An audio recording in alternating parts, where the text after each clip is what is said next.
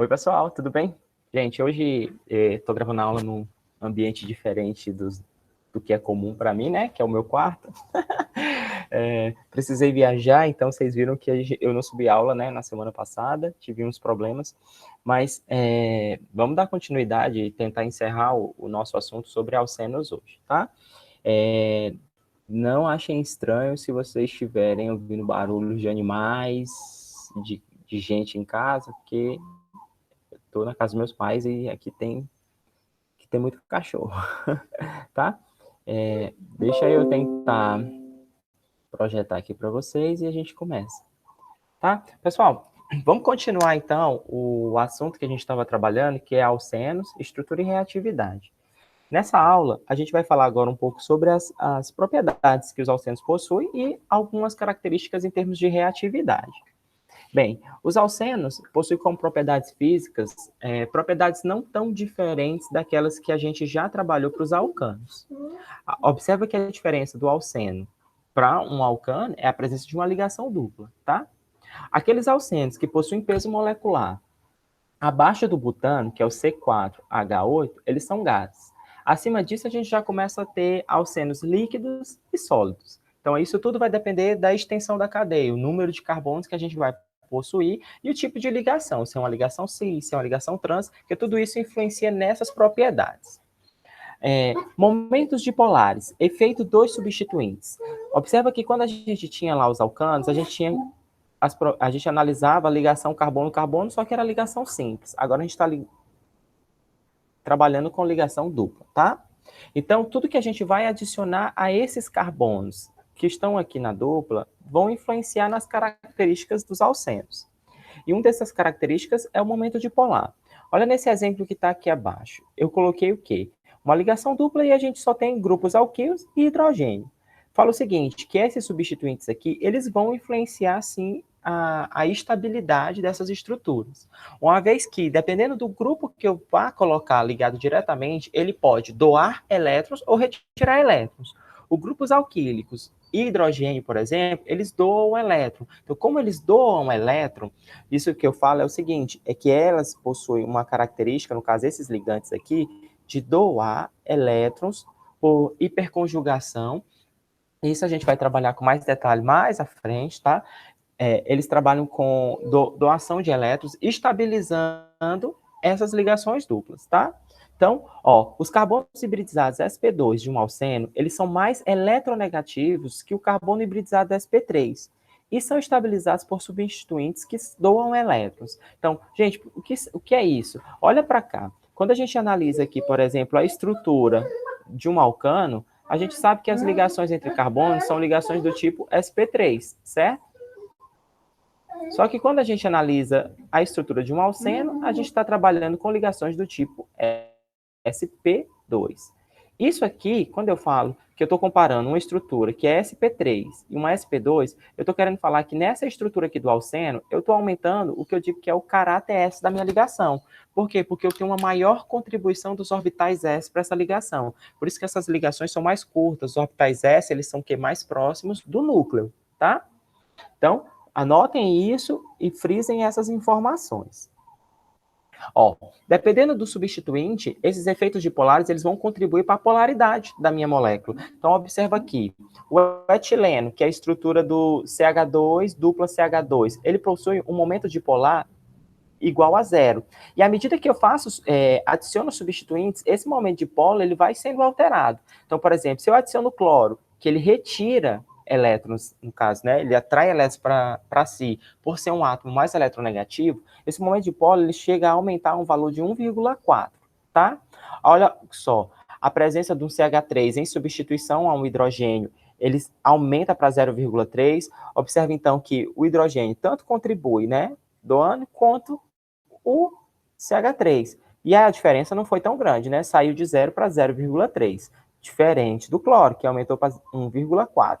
Já a presença, por exemplo, de um CH3 e um cloro em substituição aos hidrogênios no alceno, esse momento dipolo aumentou para 1,7. Então, a presença de substituintes na ligação aumenta esse caráter polar das ligações também dos alcenos. Então, isso vocês precisam analisar se esses grupos eles retiram porque são mais eletronegativos ou se eles estão doando porque eles possuem esse caráter de doar elétrons, que são os grupos alquilas e os hidrogênios, tá?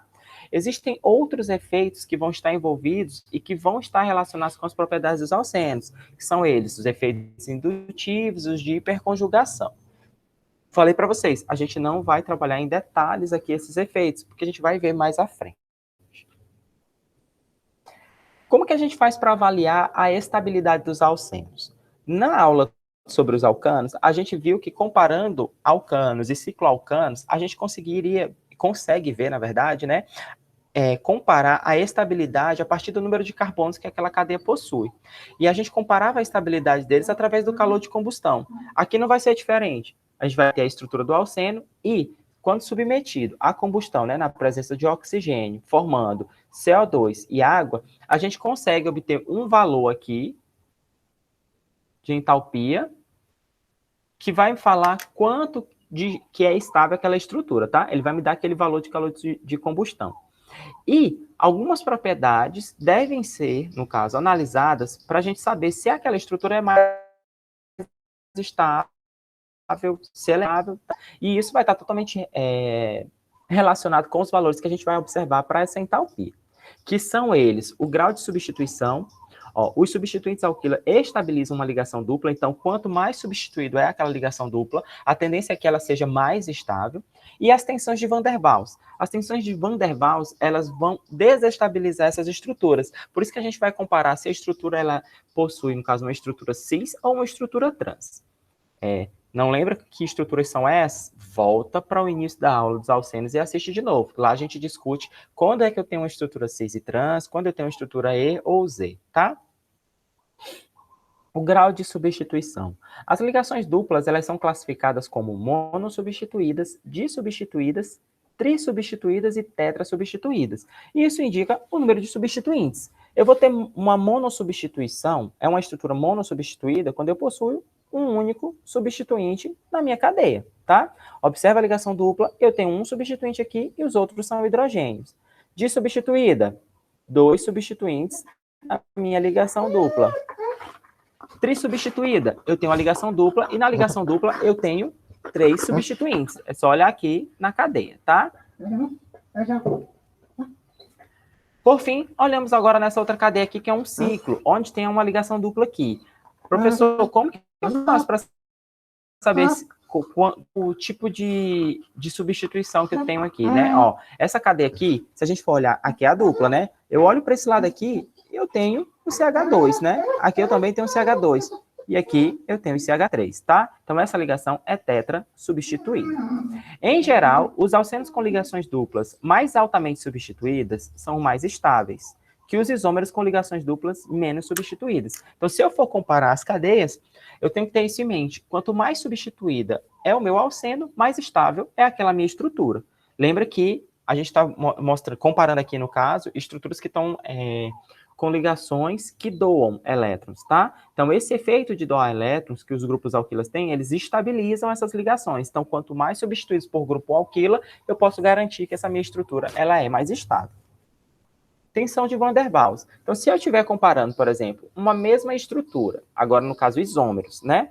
Onde as posições dos substituintes, eles estão de lados opostos, ou do mesmo lado, eu tenho características diferentes. Observa que eu tenho um substituinte aqui para cima e outro para baixo em relação à ligação dupla.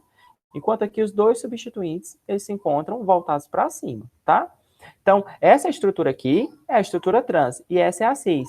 Eu garanto para vocês o seguinte, que quando eu possuo esses substituintes em posição trans, eu tenho uma estrutura que é considerada mais estável. Então, comparando essas duas estruturas aqui, por exemplo, se eu for comparar o calor de combustão dessa estrutura trans com a estrutura cis, o valor de diferença de energia para elas chega a ser de 3 kJ por mol. Então, essa estrutura é uma estrutura mais estável. Gente, e a gente consegue observar isso porque na estrutura cis eu possuo um efeito estérico. Observa que esses grupos aqui, metil, esses hidrogênios, eles estão a uma distância que chega a ser quase a distância de uma ligação, tá?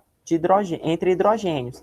Então, o comprimento, a distância entre esses dois átomos, ela está tão próxima que isso acontece o que a gente chama de impedimento estérico, que é quando esses átomos eles começam a se aproximar no espaço e ocorre essa repulsão. Então, essa estrutura ela tem menos estabilidade comparada à outra. Observa aqui que nessa estrutura esses hidrogênios aqui do grupo metil, observa esse aqui, né? Que seria, no caso, esse mesmo hidrogênio aqui. Esse hidrogênio aqui, ele está totalmente distante desse outro, tá? A diferença de estabilidade entre os alcenos estereoisoméricos é ainda mais pronunciada quando há grupos alquila maiores na ligação dupla. Então, se eu adiciono um grupo que eu chamo de grupo volumoso, como esse grupo aqui, que grupo é esse, gente? Ó, eu tenho esse grupo aqui, né? Ó, CH3 ligado a um carbono, CH3, CH3. Esse é o grupo. Que grupo é esse? É o grupo terce-butila, né? Se eu coloco um grupo terce-butila, eu sei que esse grupo é muito volumoso. Então, eu consigo observar agora, de forma mais precisa, o quanto esse impedimento estérico aqui, ele vai afetar a estabilidade desse composto em relação à estrutura trans. Observe que a diferença de energia da estrutura anterior, ela era baixa, era 3 kJ por mol. Agora a gente tem uma diferença de energia superior. A gente tem uma diferença de energia de por volta de 44 kJ por mol, tá? Então, é uma diferença de energia superior, indicando para mim que provavelmente a estrutura, se for algo que ocorra de forma natural na natureza, ela não deve ocorrer em tanta abundância comparado com a estrutura que é mais estável, tá? Então, se a estrutura cis é menos estável, ela deve ocorrer em menor frequência do que a estrutura trans. Comparando ainda essas estruturas para agora estruturas fechadas, né?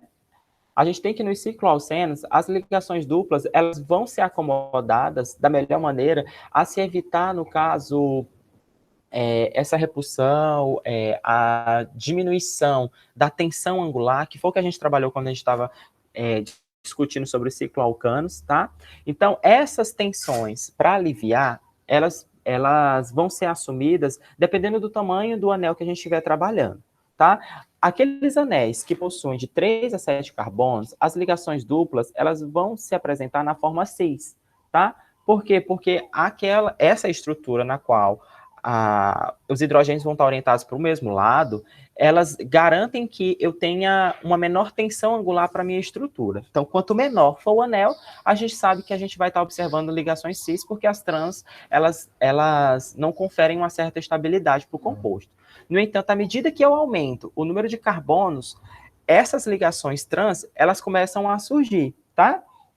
Então, ó, o menor cicloalceno trans suficientemente estável que é encontrado é o transcicloocteno. Professor, mas eu não vou encontrar ligações trans em outros anéis abaixo desse número de carbono? A gente encontra. Só que a gente vai ter uma ligação dupla, no caso, bastante tensionada. Então, depende muito de qual é a estrutura que a gente está trabalhando e se ele vai possuir substituintes ligados a ela, tá? Então, a partir de 8 carbonos, eu garanto para vocês que já é uma estrutura mais estável quando eu tenho uma estrutura trans. Então, observa aqui que no ciclo octeno, quando eu tenho uma ligação, aqui uma ligação trans, ela ainda continua sendo uma estrutura ainda instável, tá? Ela não é totalmente estável, digamos assim. Nessa estrutura aqui, observa que eu tenho agora uma estrutura trans comparada a essa outra estrutura. Aqui é a mesma cadeia, tá? Com 8 carbonos. Só que a estrutura cis ainda continua sendo mais estável. Comparado a essas duas estruturas, a diferença de energia é de 39 kJ. Acima de 8 carbonos, para ser mais preciso, acredito que é acima de 12 carbonos, aí a gente já consegue ter a mesma estabilidade, tá? Aí a gente começa a ter estruturas trans que não vão sofrer tanto impedimento, porque a gente vai ter cadeias muito grandes, então é mais fácil da gente conseguir torcer, a mobilidade das cadeias já vão ser mais fácil. Porque é só vocês tentarem imaginar um ciclo, deve ser muito difícil você conseguir torcer a estrutura de um ciclo quando você tem uma ligação dupla.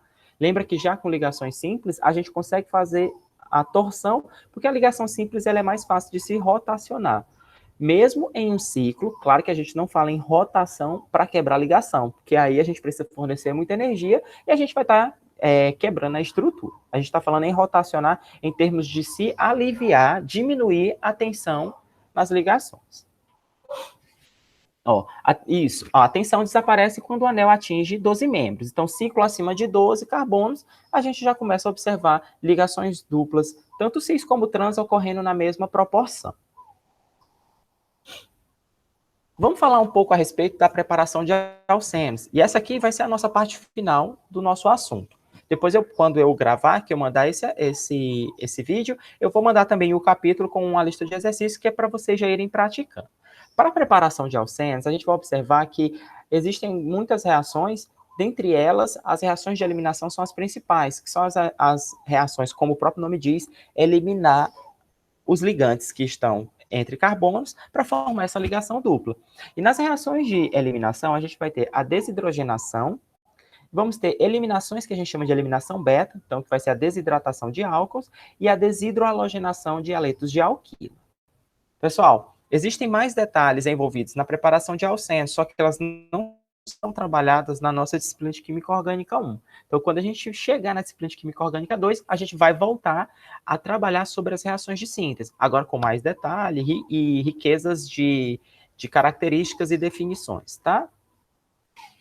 A reação de eliminação. Para que vocês entendam o que é uma reação de eliminação, vocês têm que observar que na cadeia acontece justamente o seguinte.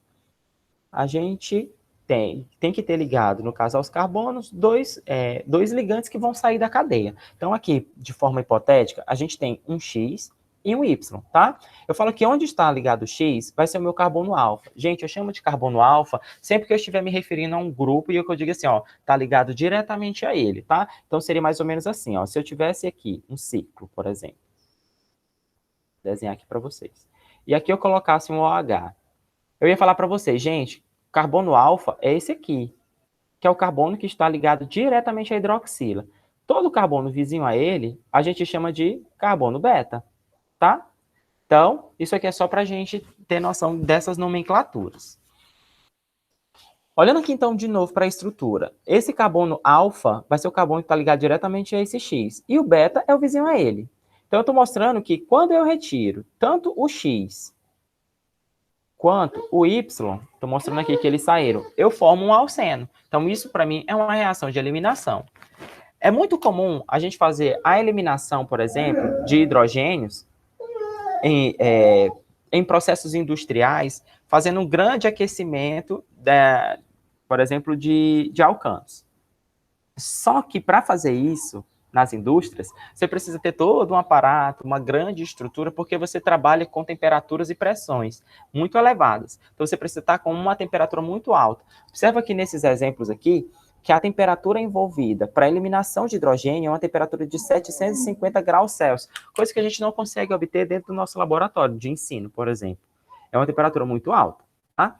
Então, esse tipo de desidrogenação não é tão comum e não é usual para quem faz uma síntese, por exemplo, em laboratório. Então, se a gente estiver no laboratório trabalhando, a gente não vai conseguir fazer uma reação de desidrogenação como mostrado aqui do lado. Nessas reações, observa que a gente submete uma alta temperatura e que ocorre a eliminação de hidrogênios, que seria mais ou menos o que está mostrando nesse exemplo aqui hipotético. Saem dois hidrogênios, um desse carbono aqui, por exemplo, e um outro desse outro, gerando a nossa ligação dupla. Do mesmo jeito ocorre aqui no propano.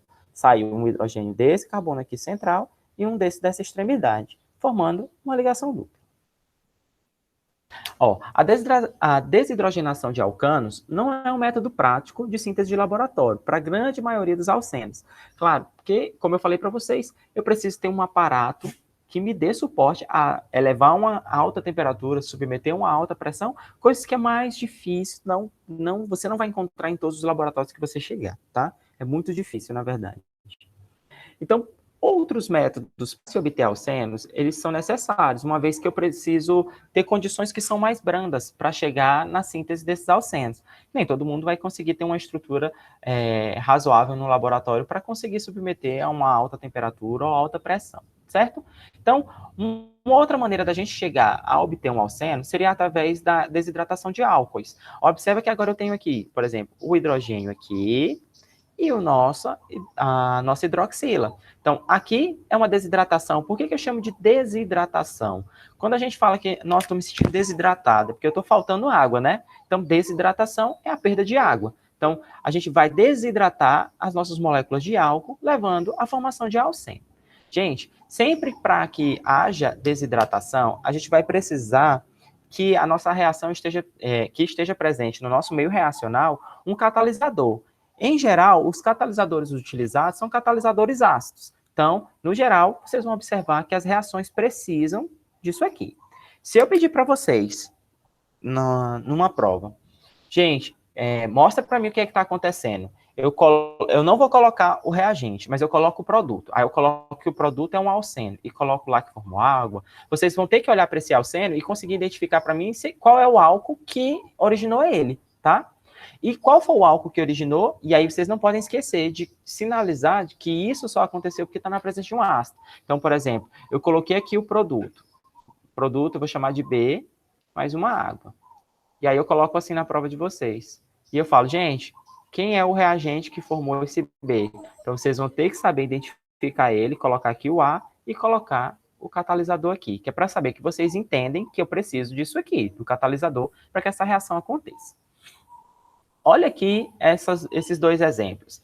Eu tenho o álcool aqui, que é o etanol. O etanol, na presença do ácido sulfúrico, então observa que o ácido sulfúrico ele é um dos catalisadores que é mais utilizado para esse tipo de reação.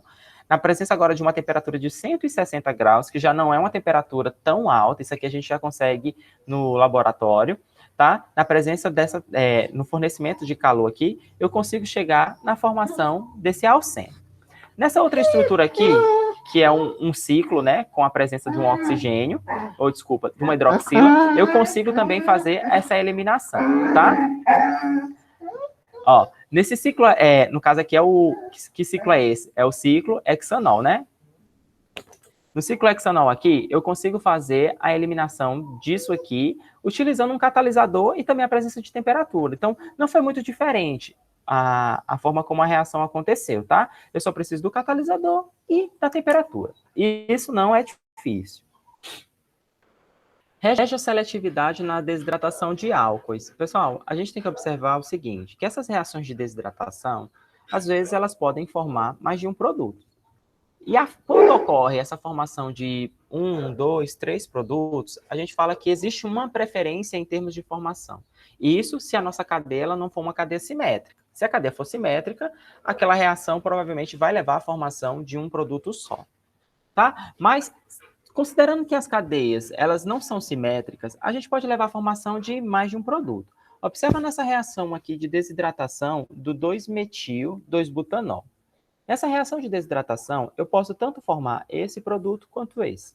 Então, se a gente for comparar em termos percentuais esses dois produtos, o 2-metil-1-buteno, ele vai possuir uma porcentagem de 10% em termos de produto final, no meio reacional. Enquanto o 2-metil-2-buteno, ele vai estar numa proporção de 90%.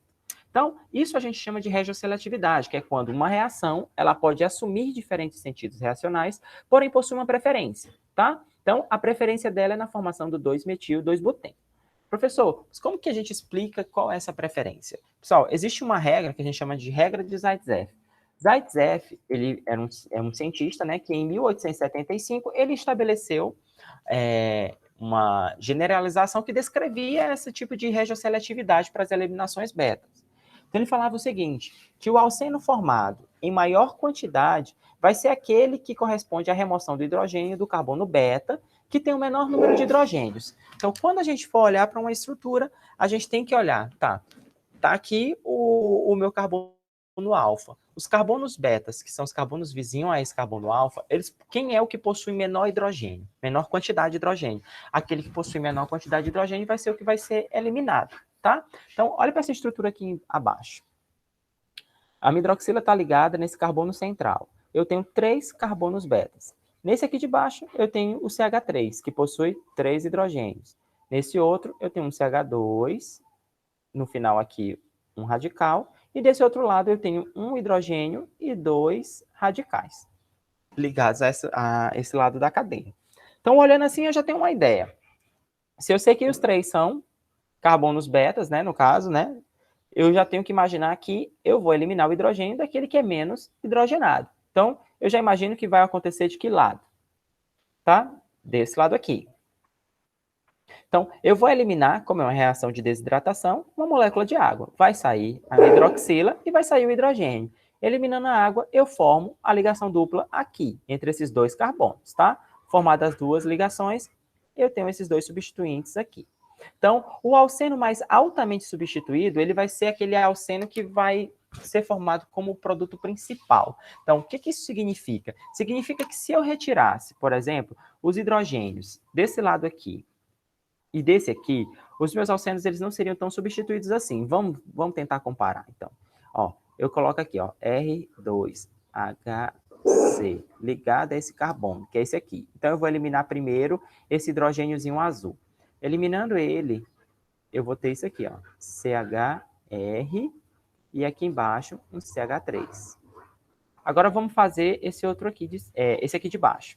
Então, ó, a gente eliminou esse aqui, agora eu vou eliminar daqui. Então, fica assim, ó, R2HC, C, dupla, CH2, ligado a um CH2R. Observa que nesse alceno aqui, esse carbono aqui da ligação dupla, ele possui 2 hidrogênios. Esse aqui da dupla, ele possui um hidrogênio aqui. No entanto, esse aqui, ele foi totalmente substituído. Então, gente, quando vocês tiverem a opção de formar mais de um produto, confiram que o produto formado vai ser aquele produto que é mais substituído. Então, vai ser o produto que é considerado mais estável, é aquele que possui o maior número de substituições. Mas tentem seguir as regras para que vocês não se confundam. Então, vou fazer a eliminação, é uma reação de desidratação, então eu vou seguir a regra de Zaitsev. Eu sei que vai sair a minha hidroxila, mas o hidrogênio, que vai estar ligado ao meu carbono beta, tem que ser aquele carbono que é menos hidrogenado, tá? Não esqueçam que a desidratação ela é catalisada por um ácido, que foi o que eu já mencionei anteriormente. Então, vamos dar uma olhada nesse exercício aqui. Ó, cada um dos seguintes álcoois ele foi submetido à desidratação catalisada por ácido e resulta em uma mistura de 2 alcenos isoméricos. Identifique os 2 alcenos de cada caso e preveja qual será o produto principal com base na regra de Zaitsev. Então, pessoal, pega bem aqui essa estrutura aqui. Ó, vamos pegar essa que tem um ciclo, né? Ó. Eu tenho um grupo metil e tenho um grupo hidroxila. Então, gente, vou mudar a corzinha aqui só para a gente tentar enxergar. Ó, tá tendo uma guerra aqui aí. Vocês estão ouvindo, né? Ó, esse carbono aqui é o alfa. Então, vizinho a eles, a gente tem os betas. Então, a gente já sabe que a gente vai ter a formação de muitos produtos aqui. Então, se eu retirar desse aqui ou desse aqui, não vai ser diferente. Vocês concordam? Por que não vai ser diferente? Deixa eu apagar aqui só essa setinha, que ela ficou muito feia. Não vai ser muito diferente não, tá, gente? Por que eu digo que não vai ser diferente? Porque a minha molécula ela é simétrica. Então, ó, aqui é um CH2, aqui é um CH2. Aqui é um CH2, CH2 e outro CH2. Então, esses dois carbonos são iguais. Então, se eu retiro um hidrogênio que está ligado aqui, então, ó, vamos imaginar aqui que eu vou retirar. Né, ó. Eu tenho aqui, ó, um grupo metil. Tá aqui hidroxila. Se eu for retirar um dos hidrogênios que está ligado aqui... Calma, deixa eu pegar aqui. Ó. Se eu retirar isso aqui, que é a saída da molécula de água, eu vou ter que gerar uma ligação dupla, tá? Então, o meu produto formado vai ser esse. Ó, ligação dupla originada aqui e um grupo metil, certo? Se eu fizer do outro lado, vai ser o mesmo produto. Mas eu ainda tenho essa opção aqui de retirar a hidroxila e tirar um hidrogênio do grupo metil. Então, vamos olhar para cá de novo e tentar imaginar a saída dele, tá? Eu tenho aqui, ó, grupo metil. O grupo metil é o que? Esse aqui, né? E hidroxila. Então, se eu retiro isso aqui, eu vou ter que gerar como produto isso aqui. certo? Aí ele fala, tá, gente, você fez a formação dos produtos, isso vocês vão fazer para os outros exemplos. Já pausa o vídeo, anota essas cadeias e tentem resolver. A gente vai ter uma aula depois para discutir, igual a gente fez antes da outra avaliação. E aí vocês podem levar e discutir em sala de aula. Observe que a gente teve 2 produtos formados. Dentre esses 2 produtos formados, a gente precisa comparar quem são os mais estáveis, tá? Ó, eu disse para vocês que quando a gente, na regra de Zaitsev, quando a gente vai escolher qual é o hidrogênio, né, que está ligado ao carbono beta que vai ser eliminado, a gente tem que escolher o carbono beta que é o menos substituído em termos de hidrogênio, tá? Então, aquele que possui uma menor quantidade de hidrogênio é o que vai ser eliminado. Então, comparando aqui, eu tenho o quê? Um CH2, né, ó, com 2 hidrogênios, e aqui eu tenho um CH3 com 3. Então, a minha estrutura formada majoritariamente é essa. Então, essa daqui vai ser o composto majoritário. E esse aqui é o minoritário, formado em menor quantidade. Gente, peguem as outras estruturas e tentem fazer. E aí vocês levam para nossa aula. Estereoseletividade na desidratação de álcools. Tá. A gente falou o quê? Professor, a gente acabou de ver que existia reações regioseletivas. Então, é quando eu tenho a formação de muitos produtos e um, especificamente, é formado em maior quantidade. E uma reação estereosseletiva? Uma reação estereosseletiva, estereoseletividade, estéreo já lembra o que? Estereoquímica, tá? Então, é quando eu tenho a formação de 2 ou mais produtos que são produtos estereoisoméricos. E um deles vai ser formado em maior quantidade. Então, nessas reações de desidratação, a gente tem a formação de alcenos. Então, eu posso levar a formação de um alceno cis, por exemplo, e a formação de um alceno trans. Olha nesse exemplo aqui, onde eu tenho 3-pentanol. Na presença de um catalisador e aquecimento, eu vou fazer a desidratação. Eu posso desidratar isso aqui, eu tenho um carbono beta desse lado e um carbono beta desse outro. Observa que ele tem 2 hidrogênios aqui e 2 hidrogênios aqui. Então, a minha desidratação pode ocorrer em qualquer lado. Como ela é uma cadeia simétrica, eu posso fazer só desse para representar. Só que na minha desidratação, eu posso ter a formação de um produto cis, que é quando esses 2 grupos, por exemplo, escolhi desidratar desse lado.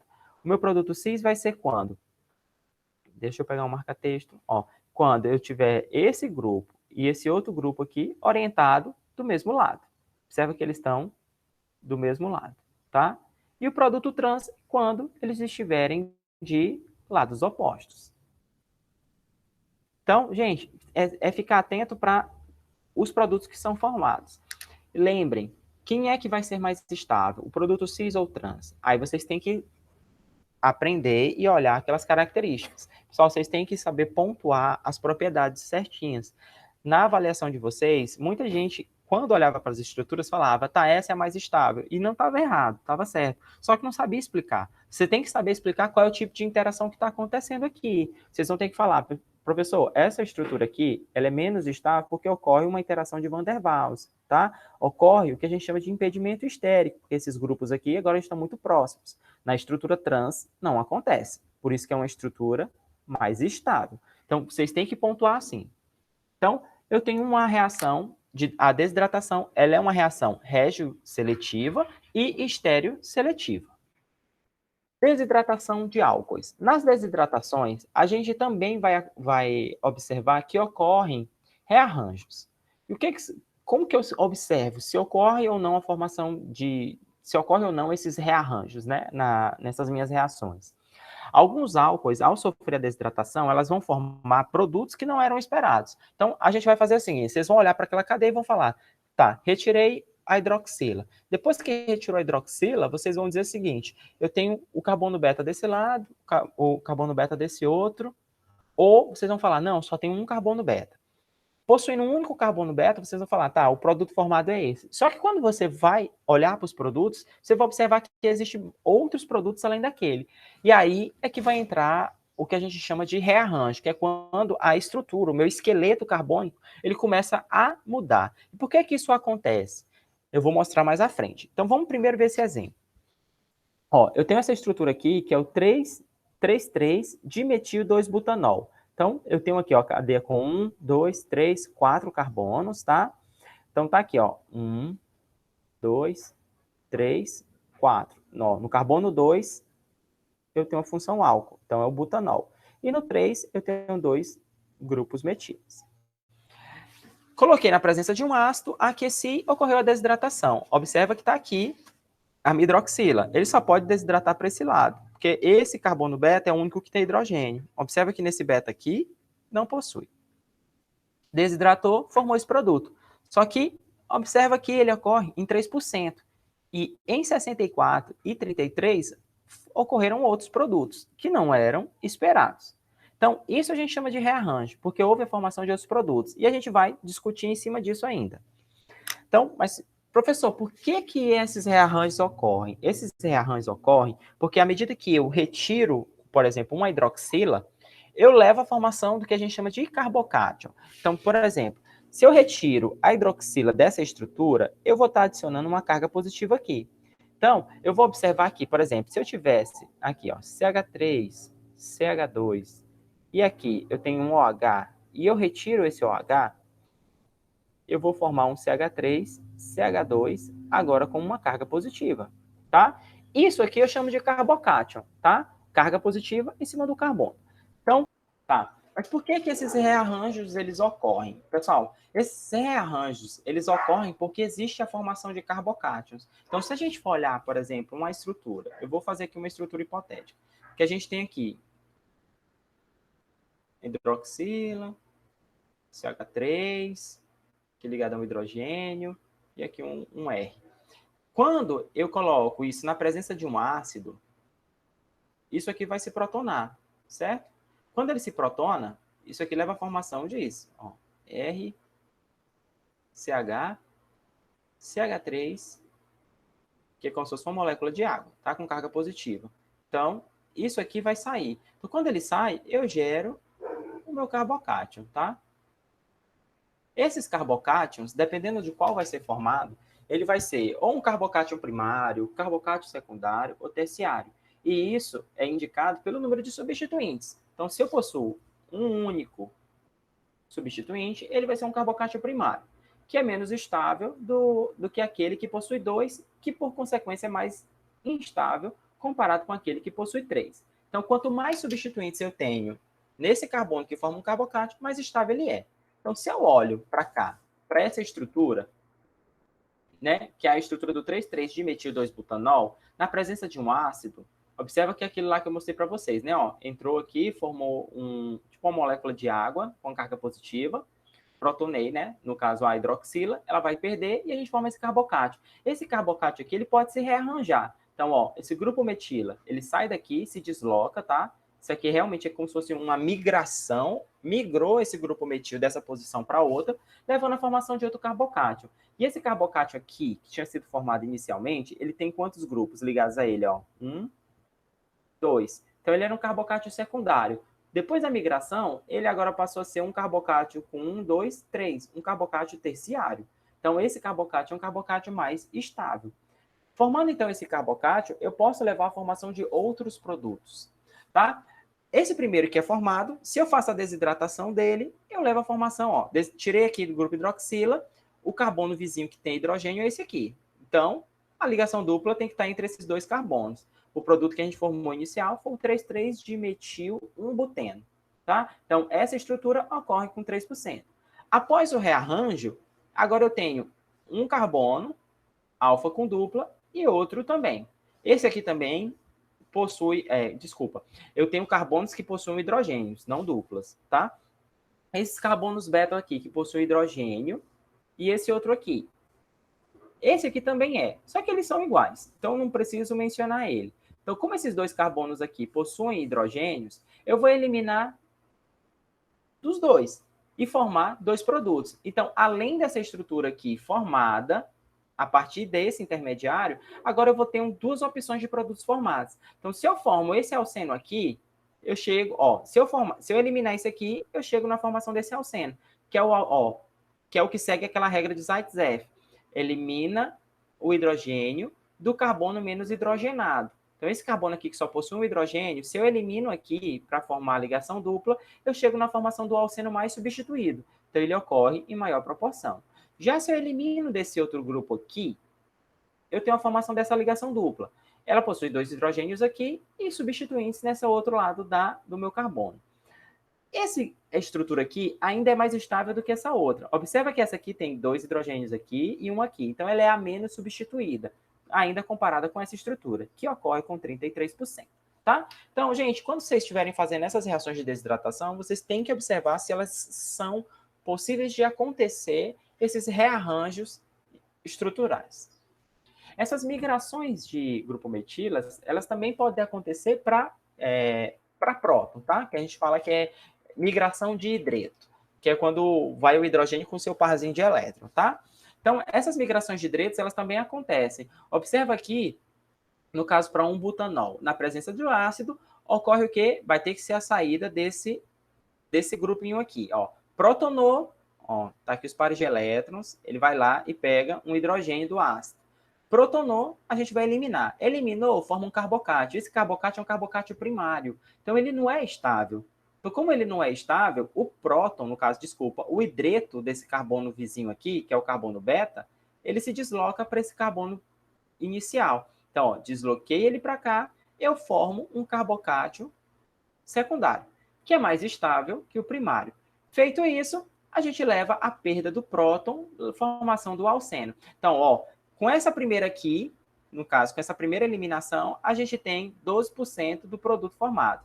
Agora, com esse rearranjo, a gente tem a formação de 32% do produto cis e trans. Gente, vamos tentar olhar em detalhe essa estrutura, só para vocês visualizarem, ó.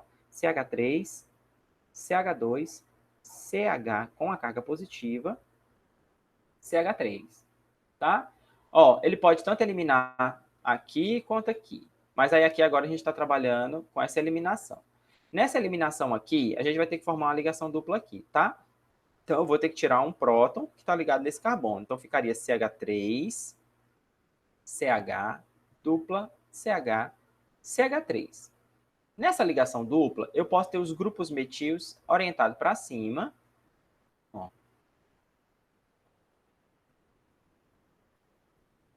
Como eu posso ter os grupos metis orientados para lados opostos. Então, se eles estão orientados para lados opostos, eles são trans e aqui são cis. Aí vocês têm que lembrar que aqui ocorre o impedimento estérico. Por isso que ela acontece em menor proporção comparado com a estrutura trans. Tá? E aqui nessa primeira estrutura que forma com 12%, é essa primeira aqui, que é na qual ocorre ó, CH3, CH2, CH2, CH2 com a carga positiva, que é quando saiu esse grupo OH que estava ligado aqui. Aí aqui eu elimino esse hidrogênio daqui e formo uma dupla ligação aqui, tá? Então esse é o primeiro produto, que ele ocorre em 12%. As reações de desidrohalogenação de haletos de alquila. Como eu falei para vocês, a gente ia ver as reações de desidratação e as de desidrohalogenação. As reações de desidrohalogenação, elas são um processo muito parecido com o da desidratação. Eu preciso ter um grupo halogênio e um hidrogênio no carbono vizinho, para que ocorra essa eliminação. Ela também é tida como uma eliminação beta. Então, quando eu tenho a presença de um halogênio e um hidrogênio ligado ao carbono beta, no caso, vizinho a esse grupo, eu vou ter a formação de alcenos e a liberação de um haleto de alquilo, tá? Desculpa, de um haleto de hidrogênio. Que é isso, haleto de hidrogênio vocês conhecem, são ácidos, né? Ó, pode ser um HCl, um HBr, tá? Observa aqui essa reação representada aqui embaixo.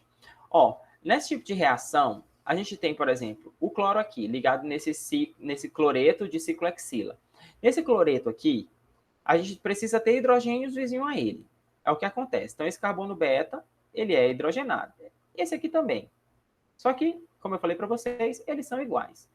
Para que essa reação aconteça, eu tenho que sempre utilizar base no meio reacional. Então, eu tenho que ter uma base dissolvida em um álcool. Então, para eu ter isso, quando eu tenho essa condição, tendo essa condição, eu consigo fazer essa reação de desidrohalogenação, levando à formação de um alceno. Então, essa reação é uma reação simples. O produto formado ele ocorreu em 100%.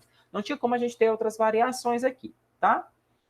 A reação de desidrohalogenação, ela acontece na presença de uma base forte. Então, as bases que são comumente utilizadas são o etóxido de sódio, metóxido de sódio, o tercibutóxido de potássio e o hidróxido de potássio. Então, vocês vão observar que os exemplos no livro-texto de vocês vão utilizar essas bases aqui, tá?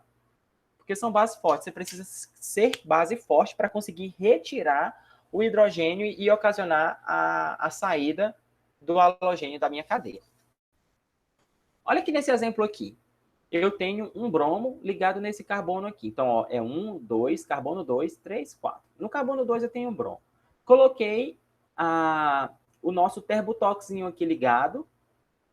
Mentira, não é o terbutóxico, não. Isso aqui é o etóxido de potássio, desculpa.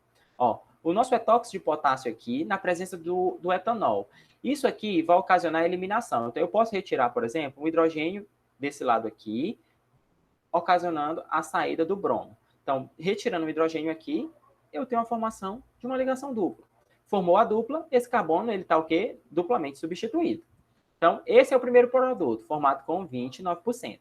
Eu posso também eliminar desse outro carbono, que ele também é beta a esse carbono aqui. Então, se eu retiro um hidrogênio daqui, eu tenho a formação desse outro produto, que aí já acontece com 71%. Gente, as reações de desidrohalogenação, elas são muito parecidas com as de desidratação. Elas vão ser orientadas através da regra de Zaitsev e elas vão ser estereo-seletivas e regioseletivas também, tá? Então, por fim, vamos olhar esse último exemplo. Nesse último exemplo aqui, a gente tem o bromo ligado nessa cadeia. Observa que eu tenho, ó, 1, 2, 3, 4 carbono desse lado. E desse outro eu tenho 1, 2, 3, 4.